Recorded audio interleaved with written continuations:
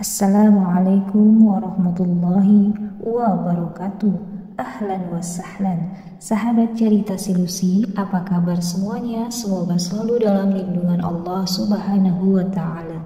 Di video kali ini, Lucy akan menceritakan kisah seorang wanita yang melahirkan di dalam kuburan. Kisah ini masyhur di zaman sahabat Nabi Shallallahu Alaihi Wasallam. Tentunya ini bukanlah dongeng belaka. Ini merupakan kisah nyata di era kepemimpinan Khalifah Umar bin Khattab radhiyallahu anhu. Baik sahabat-sahabatku, selamat mendengarkan kisah ini dan tonton hingga akhir ya, agar tidak salah paham. Sebelum itu, mohon dukungannya untuk mengembangkan channel ini dengan cara like, komen, dan subscribe. Terima kasih. Tidak ada yang mustahil di dunia ini. Jika Allah Subhanahu wa ta'ala telah berkehendak, apa yang tidak mungkin, maka kun fayakun dan terjadilah. Karena apapun yang terjadi pada kisah-kisah dahulu yang diabadikan dalam Al-Quran maupun hadis, pasti akan menyimpan mutiara hikmah untuk umat manusia. Judul kali ini cukup menggetarkan hati. Bagaimana tidak, ada wanita yang mampu melahirkan di dalam kuburan. Wah, ini kisah luar biasa sekali. Terdengar aneh, bahkan mustahil. Ya, namun itulah fakta sejarah yang mungkin baru kita ketahui. Kisah nyata ini di zaman Khalifah Umar bin Khattab, di mana ada seorang wanita melahirkan di dalam kuburan. Khalifah Umar bin Khattab dikenal dengan kebiasaannya yang suka duduk di masjid di antara dua waktu sholat dan mendengarkan keluhan orang. Ada yang bercerita, ada yang salah beliau tegur, ataupun hanya sekedar menyampaikan nasihat. Mulai dari zuhur ke asar, ataupun asar ke maghrib, sehingga ada suatu saat Umar duduk di masjidnya Nabi Shallallahu Alaihi Wasallam. Masuklah dua orang laki-laki ke dalam masjid.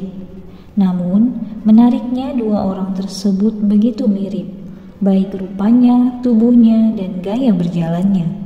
Seperti kembar. Ini bak pinang dibelah dua, sangat-sangat mirip.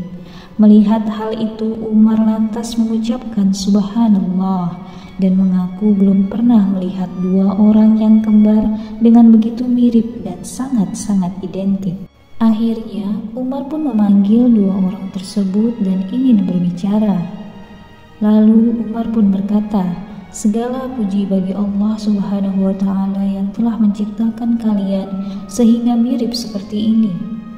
Demi Allah, saya tidak pernah melihat orang kembar begitu mirip seperti kalian. Apakah itu adikmu?" Fulan itu pun menjawab, "Bukan ya Amirul Mukminin, dia adalah anakku." Mendengar itu, Umar lagi-lagi dibuat takjub. Umar pun berkata, "Subhanallah, Maha Suci Allah yang telah menciptakan kalian berdua, apalagi dia adalah anakmu." Umar pun terheran, mereka seperti pinang dibelah dua, sangat-sangat mirip.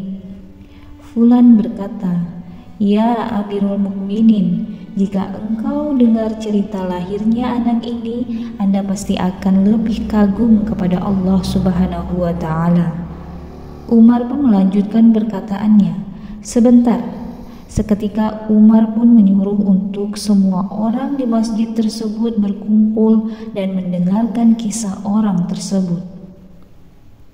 Mengapa ya Umar mengumpulkan orang-orang untuk mendengarkan kisah lahirnya anak tersebut? Karena poin pentingnya adalah yang ia tangkap, kalimat perkataan apabila engkau mendengar cerita lahirnya anak ini pasti akan lebih kagum dengan Allah Subhanahu wa ta'ala. Umar radhiyallahu anha sudah menduga bahwa kisah ini pasti berharga dan ada nilai tauhid. Baik, kita lanjut ya sahabat ceritanya. Orang tersebut pun lanjut bercerita, "Ya Amirul Mukminin, umur anak ini 19 tahun.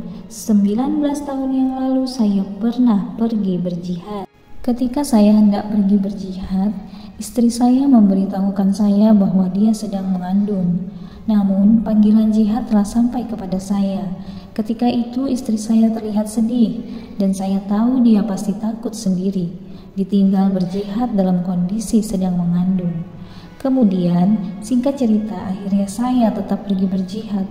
Tapi sebelum saya keluar dari rumah, saya memegang perut istri saya sambil berkata, "Saya menitipkan bayiku ini kepadamu ya Rabb."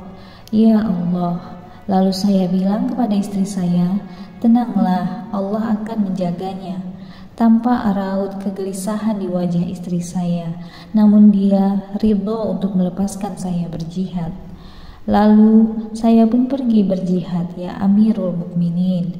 Saya pergi berjihad selama 9 bulan di medan perang. Setelah 9 bulan berlalu, saya pun terfikir ini adalah masanya istri saya melahirkan. Lalu saya pun kembali ke Madinah untuk melihat istri saya. Tetapi ketika saya kembali dari medan perang, kemudian suatu yang tidak terduga terjadi. Ya, saya tiba di rumah. Namun anehnya tidak ada istri saya yang menyambut. Saya lihat kembali sisi rumah, tetap tidak ada istri saya di dalam rumah tersebut. Lalu saya mendatangi rumah kerabat saya, dan kerabat saya berkata, "Istrimu baru saja wafat kemarin." Saya pun terkejut dan syok sekali mendengar itu. Saya tanya lagi kepada kerabat saya, apakah sempat melahirkan istri saya? Lalu kerabat saya bilang, "Istrimu tidak sempat melahirkan dan istrimu meninggal tanpa sakit dan ia dikuburkan bersama bayinya." Dengan hati yang sedih, saya berniat kembali ke rumah. Namun sebelum kembali, saya meminta mereka menunjukkan di mana kuburan istri saya di Baqi. Ya sahabat, yang belum tahu, Baqi ini adalah tempat pemakaman yang berada di kota Madinah. Ya, di makam Baqi ini banyak terdapat makam-makam sahabat Nabi Muhammad SAW. Kembali ke cerita ya sahabat. Lelaki tersebut pun kembali melanjutkan ceritanya di hadapan Umar radhiyallahu anhu.